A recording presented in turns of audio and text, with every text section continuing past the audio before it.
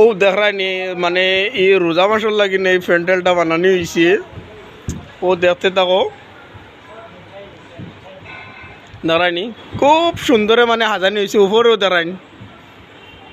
এটা রোজা মাসের লাগি মানে বানানি হয়েছে, দেখতে থাকা।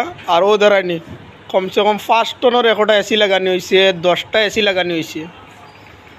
ওখানে রেড কার্পেট বিছাইয়া উপরে জাজম লাগানি হয়েছে। আর ও দাঁড়ায়নি উপরে পুরা মানে ডেকোরেশন প্যান্ডেল বানানি হয়েছে। রোজা মাসের লাগে মানে অন্য খানি উনি খাওয়া হইতো।